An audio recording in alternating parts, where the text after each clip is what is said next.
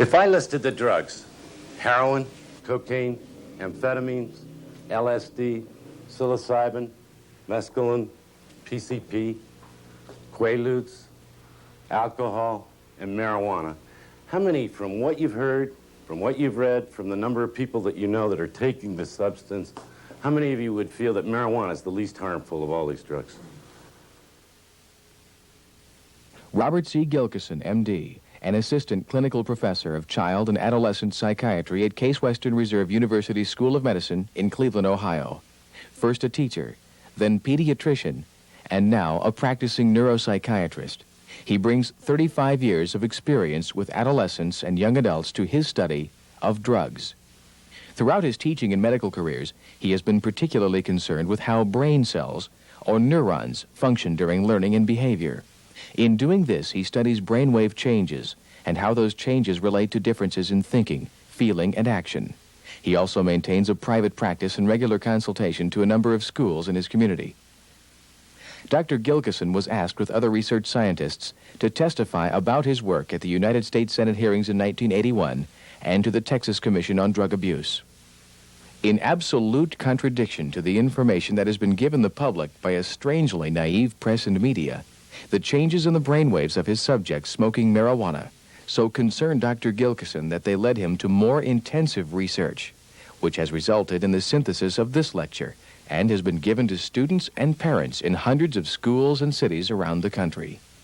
Because we are still alarmed that the misinformation and misconceptions about marijuana remain so widespread, we have taped Dr. Gilkeson talking to students at the Phoenix High School in Venice, California. How many of you would feel that marijuana is the least harmful of all these drugs? That's what about 90% of the people in the country think. How many of you guys think that more than 50% of the age group that you're in use marijuana more than once a month? More like 75% or 80%. How many think more than 60%? I come from Ohio, where they did a state study in 1982 where they found that the kids between 7th grade, which is 12 and 13 and 14, and the end of high school, 71% of the kids were involved in alcohol and marijuana. I think a large part of that is because they think marijuana is harmless. And this is the drug that most people start with. This is the drug that you people, when you start, would think was the safest. All right? Now I have another question to ask you. How many of you know 5 burnouts? 5 kids that have chronic changes from marijuana. Okay? How many of you know 5 kids with heart disease? 5 kids with kidney disease? 5 kids with liver disease? 5 kids with diabetes? 5 kids in wheelchairs. You know 5 kids in wheelchairs.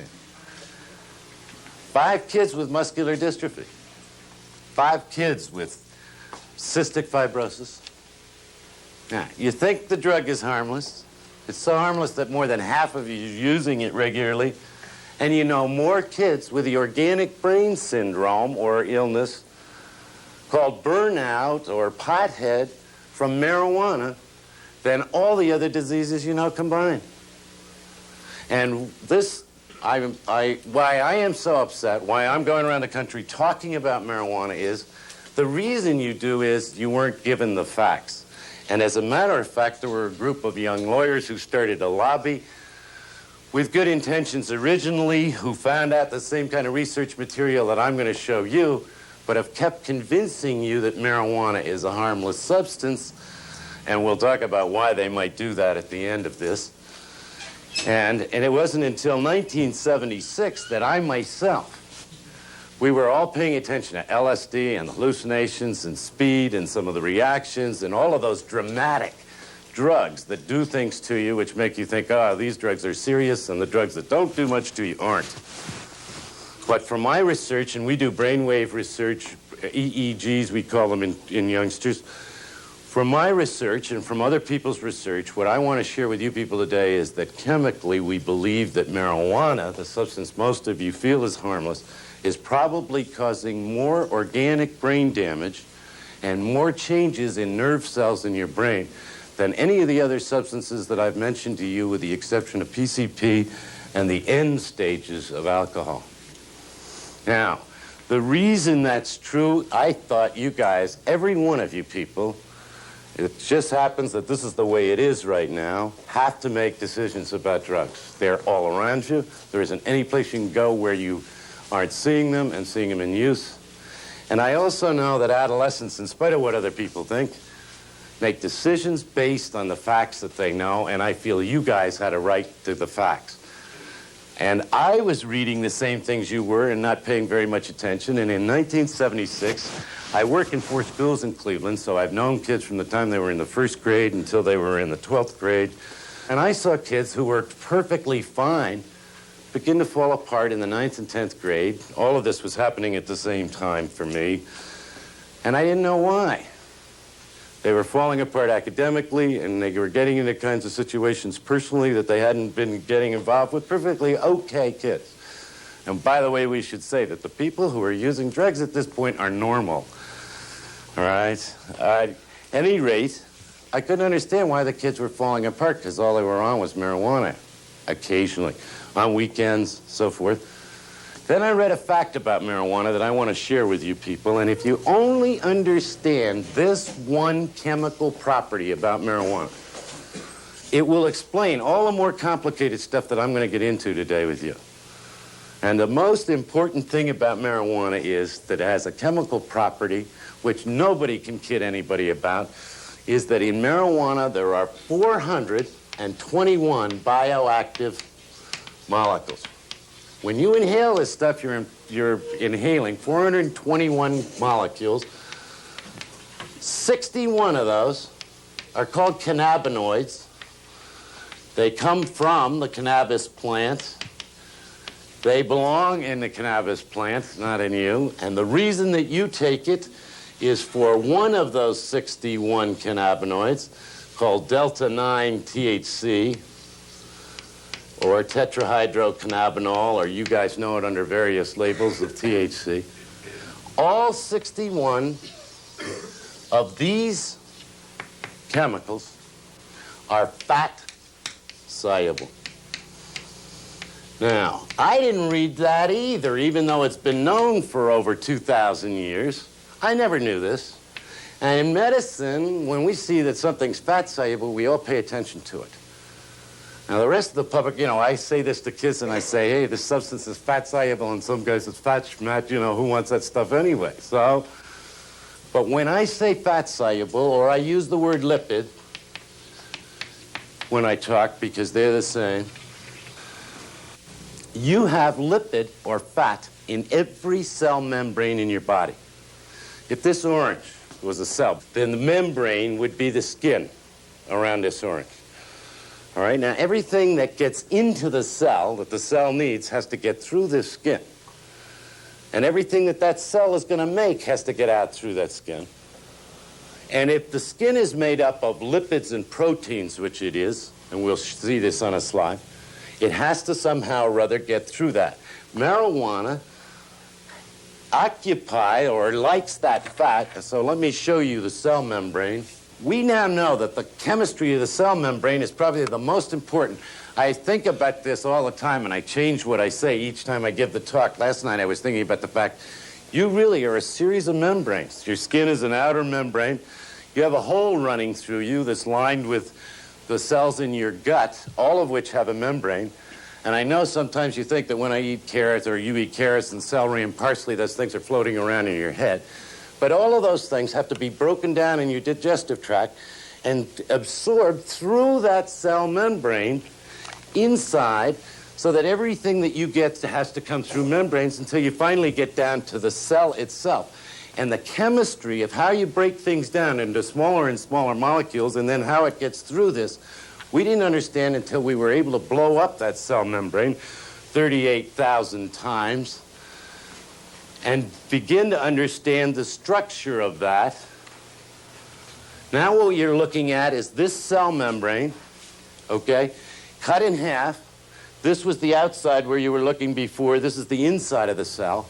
And everything this cell needs for its energy, for its metabolism, and everything it makes for the rest of the body, somehow or other, has to get through these molecules. I hope you can see that. All of them have to pass in and out through what we call these channels, or the potential spaces between the molecules, in order for that cell to stay alive. And all of the waste products and all the things it makes from the body have to get out through that cell membrane into the circulation. Do you understand that so far? Yeah. Okay, now, the more complex molecules and bigger molecules, like some of the hormones that your cell needs, are selected out by the proteins in the cell membrane, who go through very complicated reactions, some of which we'll take a look at. And the bigger molecules and the particular ones that particular cells need go through these channels in the proteins. Now, along comes the 61 cannabinoids. They have to get through the membranes of the lung. This is the THC molecule blown up so that you can see it, and actually it's an accurate picture of the molecule and what it looks like. It's kind of a large molecule with a number of chemicals in it that you can see. It sticks in the membranes, in the lipids in the membranes in your lung. Some of it then gets through. It attaches itself to red blood cells, white blood cell membranes, and floats along in the bloodstream. And it spots that cell that we saw down there and all of the lipid tissue in that cell. And it heads for it and dives into that cell membrane.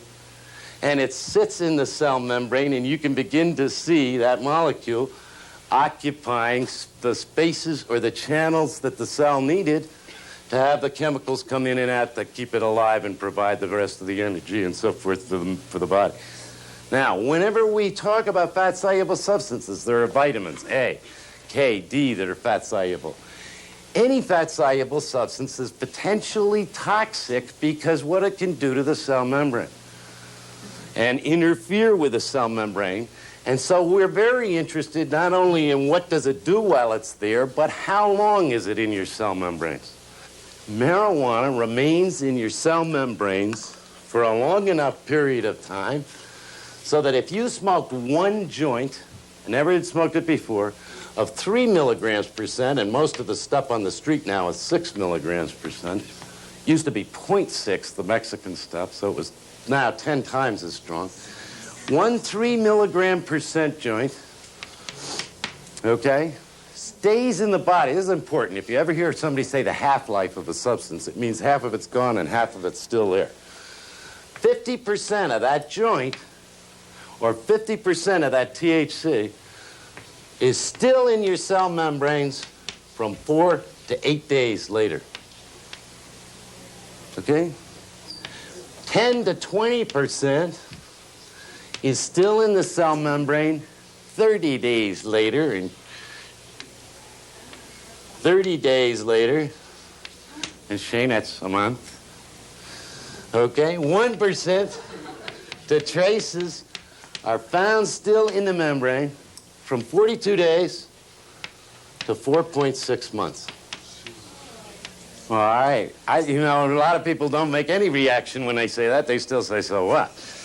Okay? But the problem with that is, and you already are beginning to recognize it, if I take marijuana in at a faster rate than every 42 days or every 44.6 months, I'm going to be taking in those molecules faster than I get rid of them. And what happens, just like if you fill a bathtub faster than you let the water out, those molecules then add on one on top of the other until the cell membrane becomes saturated with these THC molecules, and you can begin to see the kind of interference that marijuana is causing in cell membranes. And if you think about this principle, that it is now interfering with the basic metabolic efficiency of every cell in the body, you will then understand why our electroencephalographic studies and a beautiful study done by Dr. John Hanley up at UCLA, in which he's able to measure energy of your brain, is decreased in the chronic marijuana smoker by 20 to 25%. Okay, this stuff is... Now, I want to stop for a minute and talk about this, because the other most dangerous thing about marijuana is it's the least dramatic. This doesn't happen, the burnout doesn't happen overnight. As a matter of fact, This molecule is so large that some things can still get around it. It doesn't do very much in terms of destruction of the cell membrane. So it interferes only, it slowly builds up in the brain, more slowly than other tissues. And as a matter of fact, let me stop right here and say the concentrations of this stuff are in those organs that go through rapid metabolism the fastest. So they are all your vital organs. They are concentrated in the lung because that's where the smoke comes through. Your membranes in the liver look like this, in the kidney, in the adrenal gland, in the ovaries and testicles, and in the brain. So they're concentrated in the most vital organs, the most important organs that during the stages of growth are metabolizing at a faster rate than in any other time in the life. And all of the systems that I have talked about, they are also packed in the fatty substance in the bone marrow where you make white blood cells and which fight infection in red blood cells.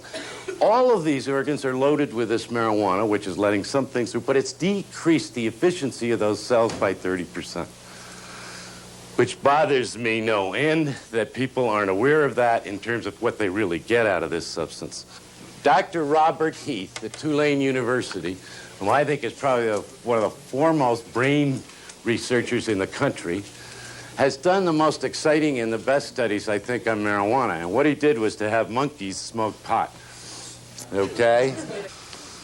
And he had 3 sets of monkeys. He had some monkeys that didn't smoke any pot, and he had some monkeys that he made smoke pot heavily, and he had some monkeys that only smoked what would be the equivalent of a joint of sinsemilla every other day.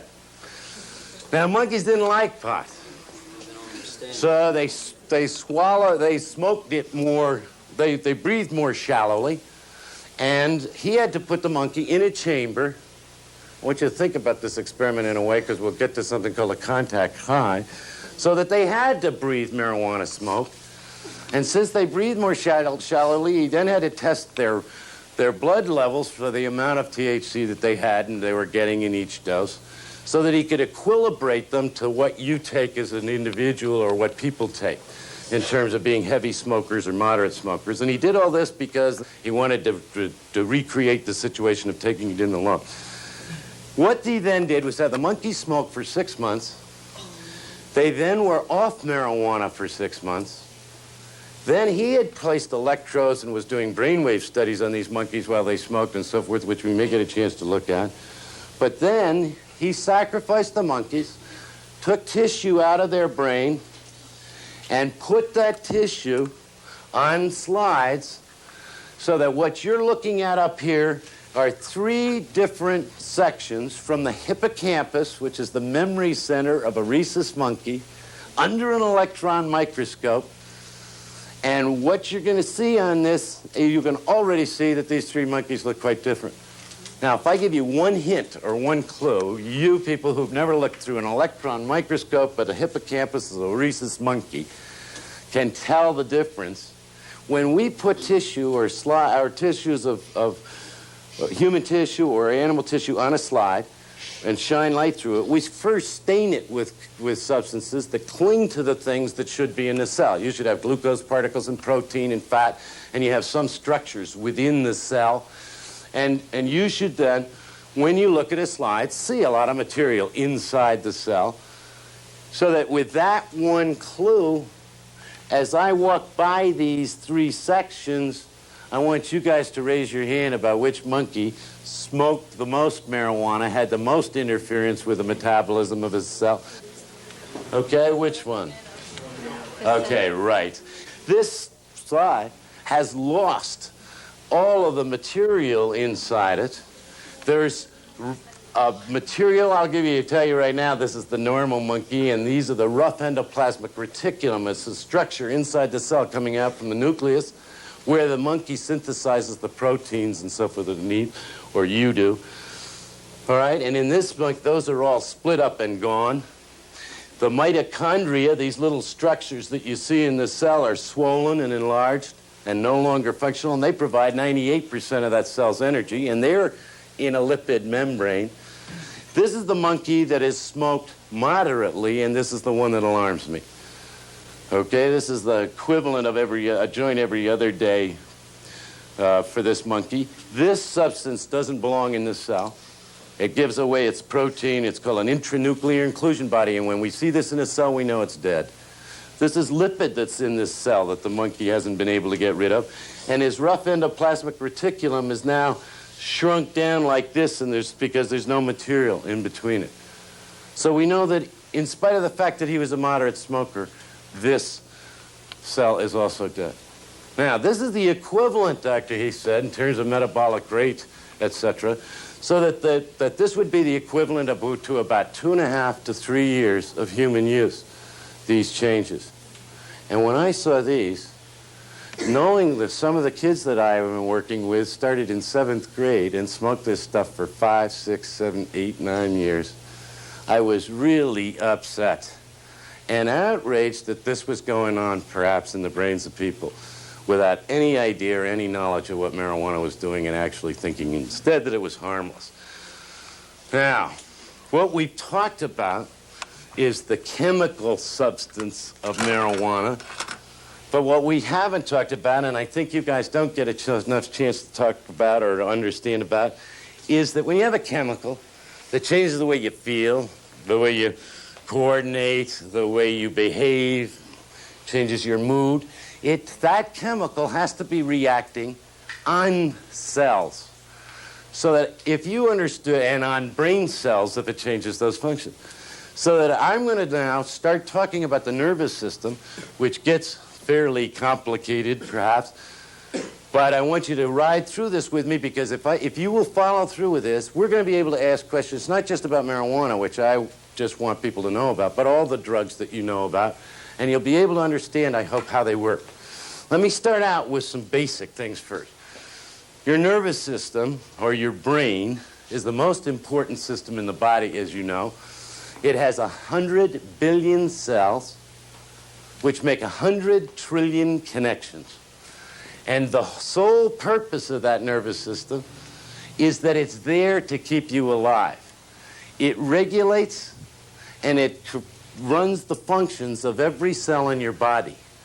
Now, the reason I say this is every time I say something to an audience, you have 100 billion cells that make 100 trillion connections, some clown usually says to me, well, if I got 100 billion, I can afford to lose 1 or 2. That's wrong. And I really want to impress you why that's wrong. If you have 100 billion of these cells, you've got hundreds of billions of cells to take care of. So that right now you've got cells in your brain that are regulating the amount of salt you have in your body fluids and keeping it absolutely constant. If you get too much salt, a cell shrinks, and then it sends a message to a cell that changes the way your kidney functions, so you keep that concentration exactly the same. You've got cells in your brain that are keeping your body temperature at exactly 98.6, because that's where the chemical reactions in your body take place the best. And if you get too cold, there's a cell. And by the way, a neuron only does one thing. So the cells that tell cold aren't the ones that tell heat. But when you get too cold, it changes all the blood. It sends messages to other neurons, which change blood vessels, that change your circulation. So you keep it the same constant temperature. Now, the other thing is that since a neuron only does one thing, they're very specific. The cells that see aren't the cells that hear. The cells that run your heart rate aren't the ones you smell onions with. And you can't substitute them. And the other thing is that they're fragile. The brain can only take 4 minutes without oxygen, and it turns to jelly and can't keep you alive any longer. This is why we do CPR, is pump your heart to pump blood and breathe oxygen in your lungs so that we can keep your head being oxygenated and getting circulation while we can get you to the hospital and fix your heart up later. You can put a tourniquet around your arm and operate on your arm for 25 or 30 minutes, release the tourniquet, put it back on. If you put a tourniquet around your neck in 4 minutes, you can't keep people alive. So that it's terribly fragile. And so you not only are the cells very specific, but you can't afford to lose 1 or 2. The cells that hear me say, ha, aren't the cells that hear me say, ha. And this is why people can get tone deaf at different pitches when their hearing cells have been affected. The cells that see me walking this way, as a matter of fact, aren't the cells in your brain that see me walking this way. And cells may be hooked up so that one cell is in a track with 10,000 others. And if I lose one, I've immobilized the whole track. So the system is fragile. It runs every function. I hope you don't lose a few, because they do not grow back after they're lost. They do not grow back, nor can you substitute one cell for another. Can't put a liver cell in your kidney, can't put a cell from your retina in your ear, etc. So you can't afford to lose them, and that gets terribly important to me. There's one other thing I want to tell you about the nervous system, and I just thought of recently myself, that I used to think was great, and now I think is terrible. The brain provided pain receptors and pain neurons for every part of the body. As a matter of fact, it's pain that keeps you alive. So you don't break things, or when an organ gets really beyond the brain's ability to keep it regulated, it attracts your attention to it because it hurts like hell. So it provides pain to keep you alive to all the other parts of the body except itself. And the brain has no pain receptors and no pain fibers. You can grow tumors in your brain the size of this orange and not even know it's there until it interferes in some way with it. You can get knocked out or have a convulsion, fall out on the floor, unconscious, wake up and wonder where you were. Not pain. Now, the reason for saying this is, if you took drugs that make you hallucinate and see things, that make you pass out, that make you say you can't stand up, that make you say you can't talk. We can blow people away so much with marijuana they can't even talk. If you did that to your heart or your kidney or your liver, you'd have so much pain you'd never touch the stuff again. So you can be doing terrible things to your brain without having any sensation of the pain that you would feel in any other organ. Okay, now, a break. I want to talk about one neuron, because if you understand how one neuron works, you'll basically be able to understand how all neurons work. And this part of the lecture gets a little bit tough, but I want you to ride through it with me. There are three things I want you to think about the nerves or the neurons or the brain cells that you have. The first thing is, these cells, we have 100 billion of them, making hundreds of trillions of connections. These cells are different than any other cell in the body because they don't live where they work. Their nucleus, or their cell body, is in one place. They look like trees pulled out of the ground. They have branches out to other neurons which are sending them messages, and they have a long trunk that comes out called an axon, and at the end of that trunk they have roots that go out to other cells, and this is the way they make connection. So that, come here for a second, will you? If I asked him to raise the big toe on his right foot, that's yours. Yeah. We'll get it. He'd fire a cell in this side of his brain, and that would have a long axon that comes down and joins all the other cells that come down in his spinal cord. It would go all the way down here, that cell, branch down, and think of how much longer his is than mine, branch down here, set up another cell that goes all the way down to his big toe. He raises his big toe, then he's got sensory cells that run all the way up and run all the way up back to his brain that tell him he's moved his big toe. Now, the best thing, the thing about that is then we can put all the cells that run all the functions in the body in one communication center so that you can be doing all of these things, and in the control center, the rest of your body knows what's going on in all the particular parts. Now, the other thing about a neuron that I would like you to understand, and is the most important about it, and makes it, this is our depiction of the cell body and the axon and the branches that come off and go to other cells. The thing about the brain that's the most important and different is that every one of those 100 billion cells is a battery. And it spends about 98% of its energy storing a charge. And as I talk, I want you to think of how many times I say the word membrane. The way it stores this charge so that it can be used electrically is that it pushes sodium ions outside the cell membrane, and it closes the channels and holds it out. And there are potassium ions inside that run back and forth with their positive charge.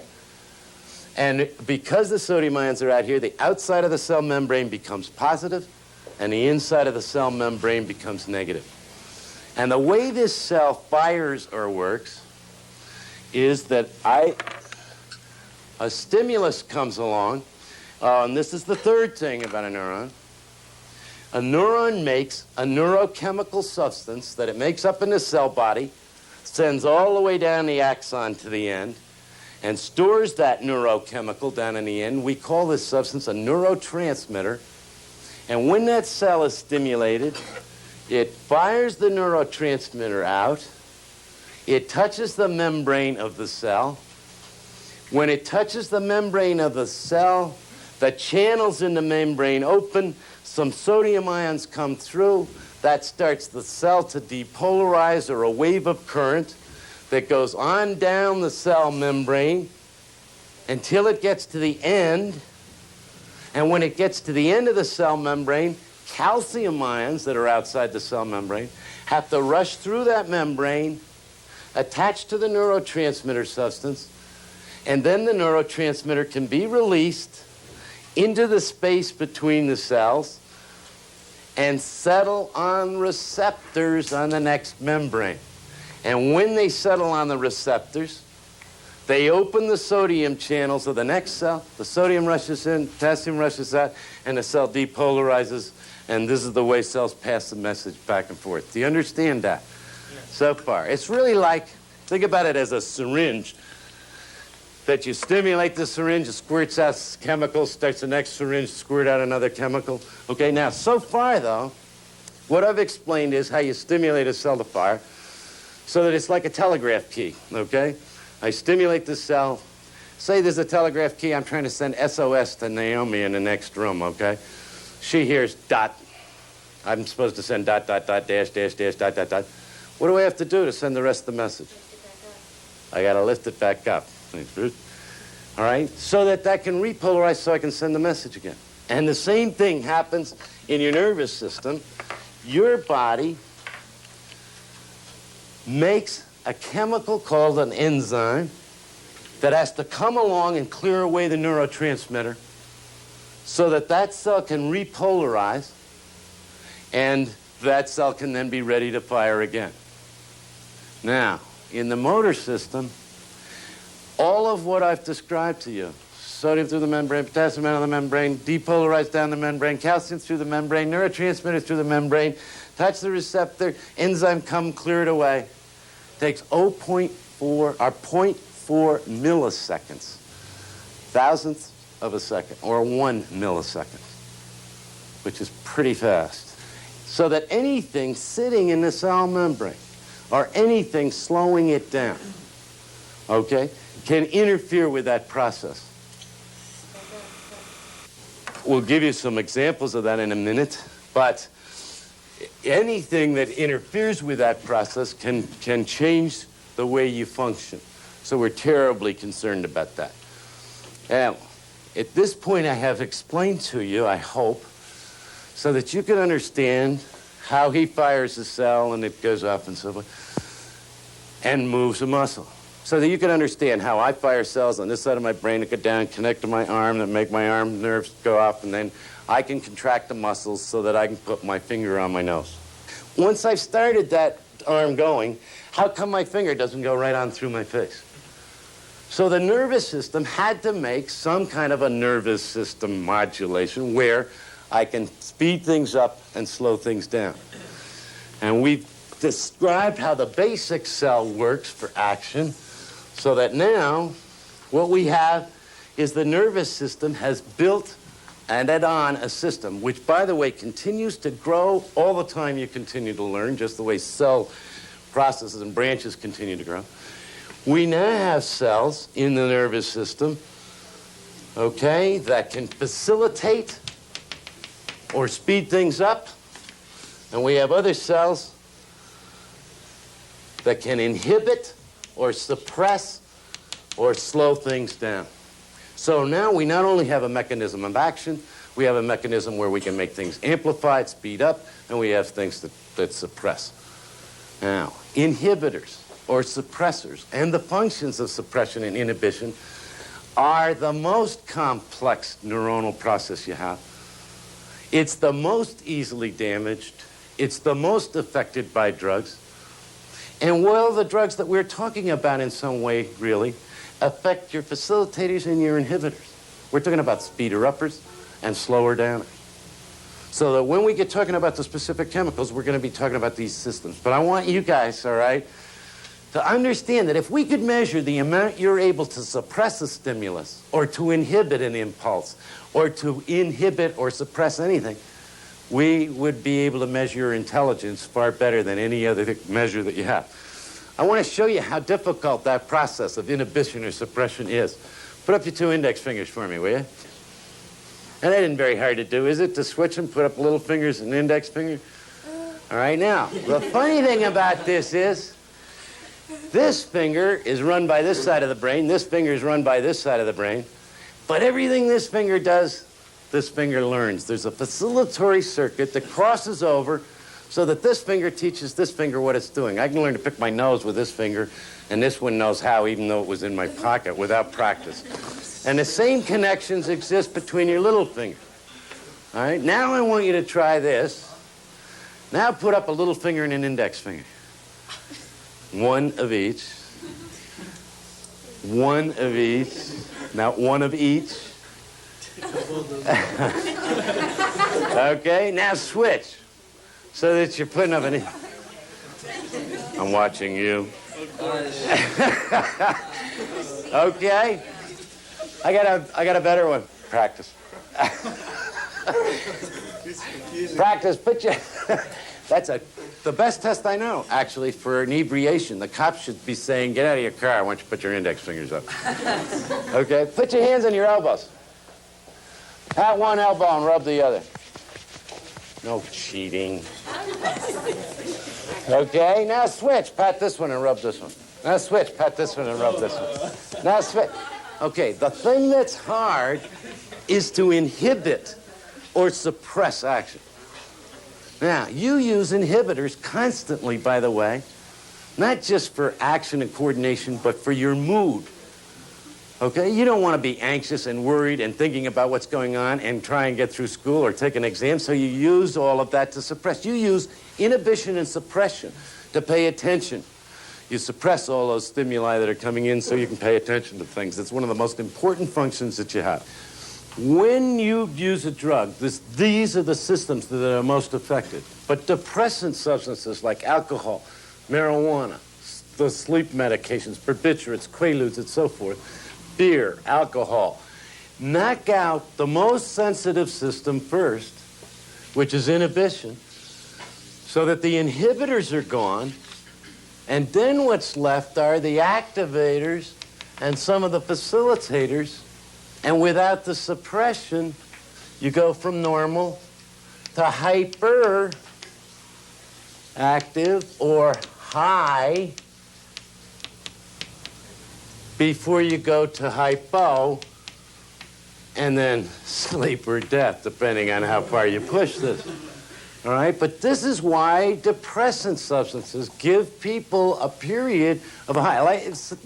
Guy goes into a bar in Chicago, okay, and he has a martini. Never seen a bartender before in his life. Gets about halfway through the martini, and the next thing you know, his inhibitors go down a little bit. He starts a conversation with a bartender. Pretty soon he's telling him all about his family life and his kids on drugs and his wife got kidney disease and so on.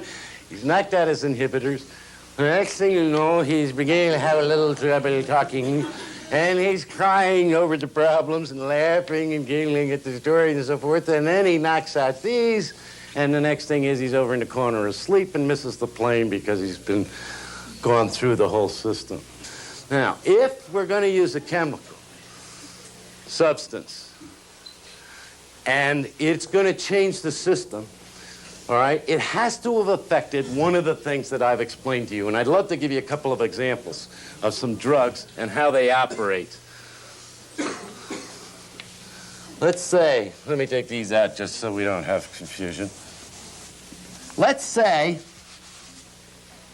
that I injure this cell, it was able to store a charge of 70 millivolts, good healthy cell. In some way, I interfere with this cell's ability to function. I cut down on its oxygen, I keep it from getting the sugar that it needs, or I put something in the membrane so that this cell doesn't have as much energy, so that now this cell doesn't have enough energy to store a charge of 70. This injured cell can only store a charge of 40 now. Okay? Now, if I'm going to stimulate that injured cell, do you think it takes more stimulus or less stimulus to set off that sick cell? Less. More stimulus. Less is the answer. The injured cell now, where it used to take 20 to 30 millivolts to start that depolarization of the 70, now only has to go over 40. Okay? So that now I may only need a stimulus of 5 or 10. So that the injured cell fires more easily than it used to. And this is the model of epilepsy.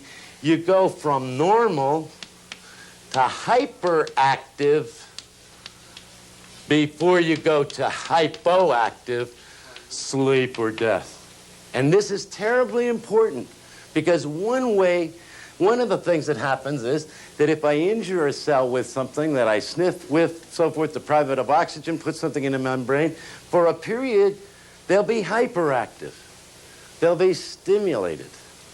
We have drugs that we use, okay, that are chemicals very much like your chemicals. The one I love, for instance, is there's one about a little pygmy. He's about that big, got a blowgun about that long, and he has a little dart. He puts it into curare. Puts the dart in the blowgun, aims it at the elephant, you know, elephant goes like this, falls over and dies in suffocation. And on the dart, the substance was called curare, which is very much like the elephant's neurotransmitter. It fired off all his nerves so that all of his nerves went off. But the elephant doesn't have an enzyme for curare. He only has an enzyme for his neurotransmitter. He can't get rid of the curare.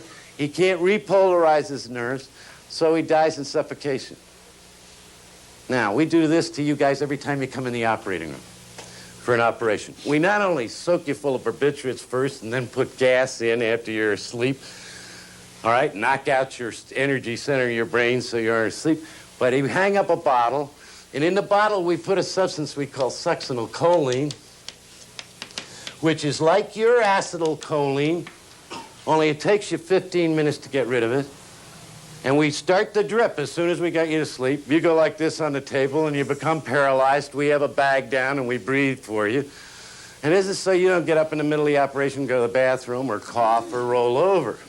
And at the end of the operation, you see the guy at the end of the surgeon look up and he says to the anesthesiologist, "Closing, doctor." And what he means is, shut off that paralyzer and the anesthesia, because this patient will do better in the recovery room if he can breathe. Okay, now we have other drugs that work, that look very much like your chemical. They sit on a receptor, but they're blanks. They don't set the cell off, but they get in the way. So that now you can't set the cell off because you got blanks sitting around. This is how we control hypertension. These are some of the anti-anxiety drugs. Some of the tranquilizers are in there, get in the way of your own nerve thing, block the cell from being able to depolarize. Okay, do you understand that so far? All right, now I got two more things to show, and then we're going to have questions and answers.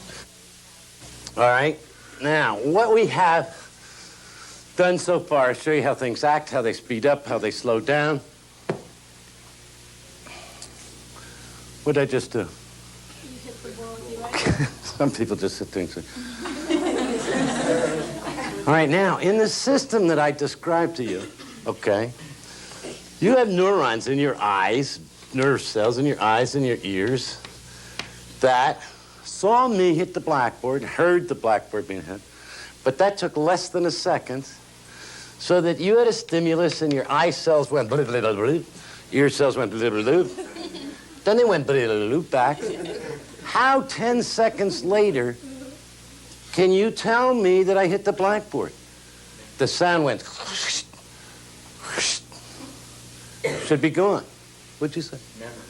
This is memory, okay? This is short-term memory, and this is terribly important to understand. I'll give you an example of it. What actually is happening is as cells grow and mature in the part of your brain, which you have memory and so forth, they grow branches so that now this neuron, if you can see it, has grown a branch out here that connects with a cell that comes back and stimulates this cell. So now I hit the blackboard, bleep, bleep, bleep, and then it also goes bleep, bleep, bleep, bleep, bleep, bleep, bleep, bleep. So this is the mechanism where I can keep images in my head going over time. Now, each time I keep those images going, it's using up neurotransmitters, it's taking energy, and so forth and so on. But when you wake up in the morning and start these circuits in your head, okay, you have circuits going right now for everything you have planned to do today, so that you can remember even which side of the sink the toothpaste tube was on this morning, whether it was squeezed in the middle, whether the top was on. You can remember which socks you chose to put on. You can remember the conversation you had in the kitchen if you stopped in the kitchen. You can remember how you got to school. And all of these images are being carried on these circuits, using up transmitters and energy. Now, a week from now, if I asked you where the toothpaste tube was Friday, you would say, what, who knows? You've gone to sleep, you turn off the circuits, but what we've just described is short-term memory, right?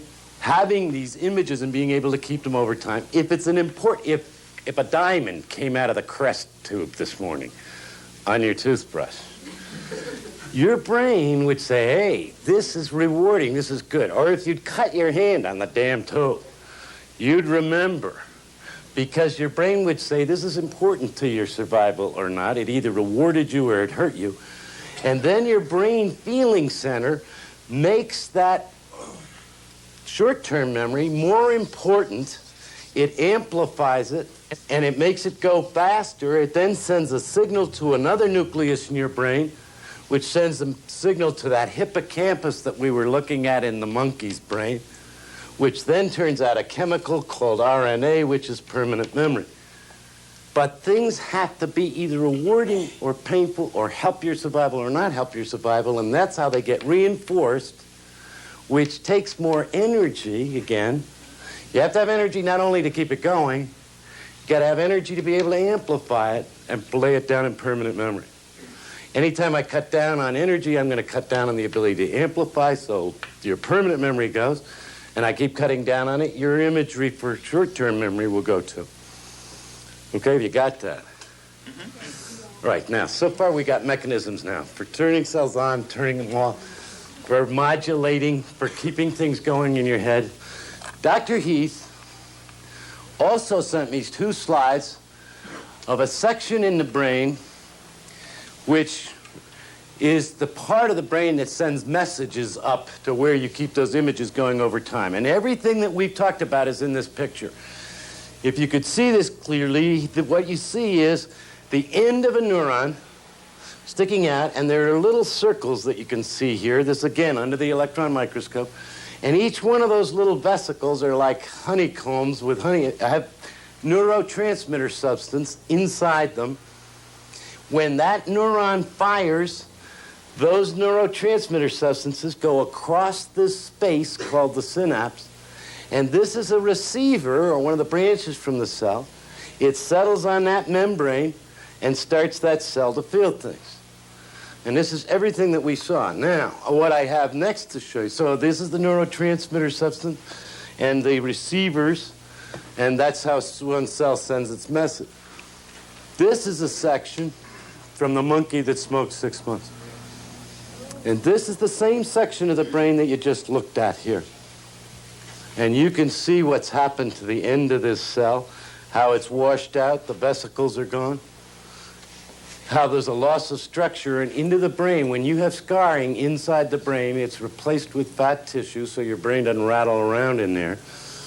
And this is scar tissue, and down in this section down here, you should be able to see what's happened to that synapse. Now, we have learned what the nervous system's for. It's there to take care of it. We've learned how cells act. We've learned that there are other cells that can slow things down. We've learned that there are cells that can speed things up. We reviewed how you keep images going in your head over time for short-term memory and what happens for long-term memory. And now what I want to do is to try and put it all together in the brain itself. And that part will then make all of it make sense so that we can then ask any of the questions you want to ask about drugs, and we ought to be able to say which area of the brain is affected and what cells are being affected when that's the case. When you were under a rock or in the ocean, before you had arms and legs, you had a much smaller brain than you have now. But that you have a right and a left half of a brain, which we've already talked about. But you also have an inner part of the brain that was there before you had arms and legs and eyes and ears that really has been assigned to take care of your body. So that this part of the brain runs your heart rate, runs your respiration, runs the glands we were talking about. It's going all the time because it's not a good idea if you stop breathing or your heart stops beating during the night necessarily. But that's the center that runs all the physical functions, is deeper in your brain. And as you grew, arms, legs, and so forth, you had to grow a new nervous system on top of your old nervous system to take care of those. So that the brain that you know is brain sits around this whole area and it looks like this. Let me make that a little better and take out that deep part of the brain. Memory is down in that deep part. Feelings and warning systems of the brain are down in the deep part. The pain centers are down in that deep part. But the brain as you know it is also divided in another half, a back half and a front half if your eyes are out here with your nose out here. The whole back half of your brain, the very back half, is given up to vision so that stimuli coming in your eye are carried back to the very back of your brain. Hearing comes in this part of the brain. We know that you have formed words in this part of the brain and you interpret the sounds into words. Feeling where you're touched, or if you step on a hot butt on the beach, you know which foot to pick up and not to pick them both up, otherwise you're in trouble, is in this part of the brain. Where your body is in space is in between vision and touch, so that you can put your hands over your head, touch your fingers over your head like this without looking. Can you do this? Try that. Okay? This is the kind of thing that the policemen ask you to do. Close your eyes and touch your nose. So you know where your body is, because when you want to move it, you have to know where it is when you move it. I can write a B on the blackboard backwards because I know where my hand is in space or where my body is in space. This is the kind of thing where people get confused that reverse B's and D's, or why handwriting is affected because they want to move the muscle, but the messages aren't going back and forth fast enough of where they are when it's time to move it in the next direction. So handwriting is very dependent on this center of the brain. But the back half of the brain is only sensory. And if you remember, I said that a neuron only does one thing. Vision cells only see, they can't hear. But these are all sensory. So the back half of the brain is sensory. It's an input mechanism. It's where all the information around you, vision, sounds, touch, where you are in space, all comes in the back. All of that information has to be sent forward right past the motor system, which is in this front section, right near the touch system. This is where your motor system, all of that material, all vision, all the sound, has to be sent forward into those reverberating circuits so you can keep the images going in your head over time. This is the part of the brain, the prefrontal part of the brain. We have 3 times as much of this brain as the monkeys, the next highest species. The more energy you have and the more circuits you have and the more circuits you can drive with that available energy, the more images you can have in your head. Then you use the mechanism of you compare these images to your memory and your past experience, and you decide in it, this is your analyzer. of the images that are going on in the world around you and whatever messages are coming in from your body down below. It analyzes the situation for you. It compares it to memory, and it puts on the kinds of feelings that you have. And then this part of the brain not only analyzes it, but it programs your motor system to move or behave. And one of the plans may be, so this is your master planner, it's your analyzer, it is you, it is your personality, it is the person that behaves. You have an input system, you have a memory system, you have an energy system for this, you have an analyzer and a programmer, so you carry around your computer's own programmer. I'll give you an example of this to make it understandable. If I talk to you or I ask you a question, okay, my voice moves sound waves, which move an eardrum. Your eardrum moves 3 bones. The 3 bones move another drum, and they make some fluid vibrate, and some little hair cells are sticking down there, and they vibrate, and your ear hears like this. That's interpreted into words. The words go up in your head, and you have to keep the first word of the question going, the second word of the question, etc. Compare that question to your memory and your past experience, and then you have to program the muscles in sequence in your lips, your teeth, and your mouth, your tongue, your larynx, and your breathing to say back to me, I don't know. And I don't know takes a lot of energy because you have to put it through the memory center, and it isn't, you can't find it, so you're losing a lot of energy. If you knew the answer to be right there, you wouldn't have to do that. But this is the programmer or the planner, for instance, of speech. Now, why I like speech is I love the language of the typical pothead, if you want, what I call pot talk. Like, wow, man. Like, heavy. Like, you know. Like, cool. Like, cold, man. That kind of language makes me have suspicions about what kind of circuitry and what's happening to it that produces it.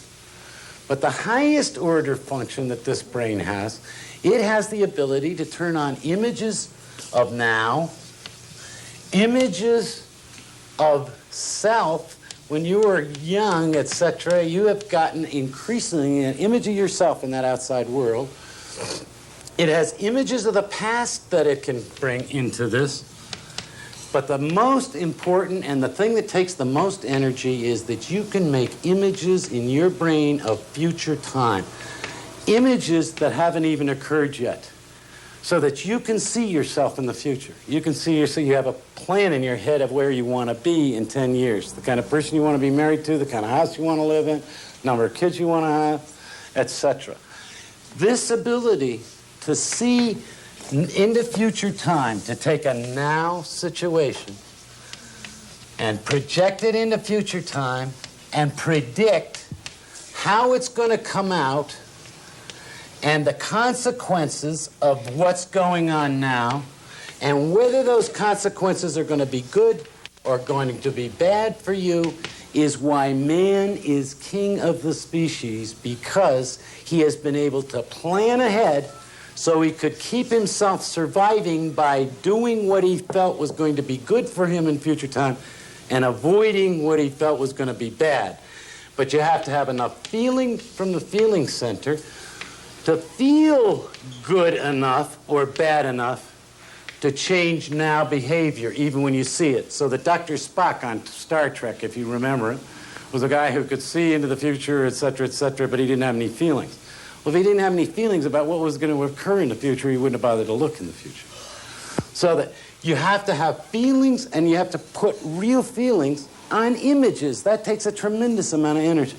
So any of the drugs, and you only have that old rudimentary brain, has really been stressed for energy because this cortex, this upper part of the brain, runs at a higher frequency. It needs about 8 hours of rest a night so it can resynthesize what it's used up. And the more energy you have, the more circuits you can activate and suppress and manipulate, the more you can control those, the more intelligent you are. If you think of what we call intelligence or wisdom, what it really is, or judgment, or the words motivation, or long-term goals or goal-directed behavior or gratification delay, it is because you can see clearly enough in the future and feel strongly enough about it to plan so that your life is going to come out better, not worse. Now, when I was talking about monkeys, we are, at this point, experimenting, making ships that will take us off this planet in 5 million years when our sun dies, so that we can find another planet that will sustain life. Okay, when that sun burns out 5 billion or 5 million billion years from now, the monkey doesn't even know the weekend is coming. So that if you cut down on the amount of energy, you're not, one of the first things that's affected is people's plans for their future.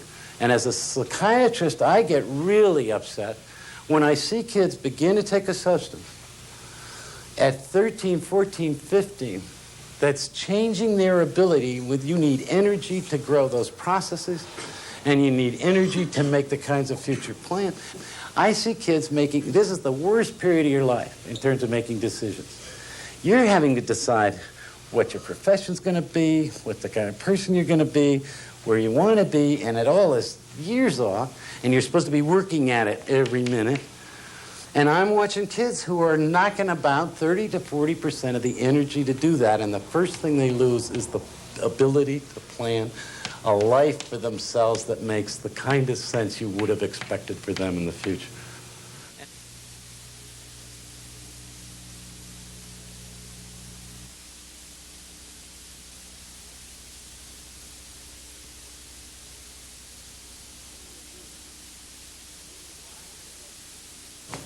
What I want to do at this point, one more thing, and then the questions.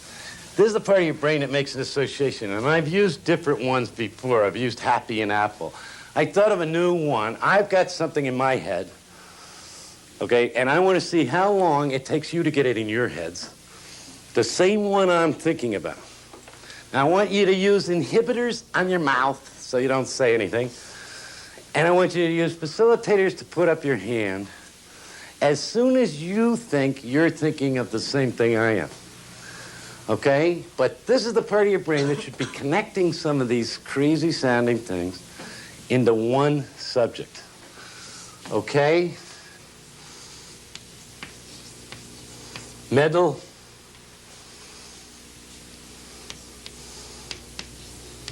Diploma. Watch. Medal, diploma, okay? Girl. Dog.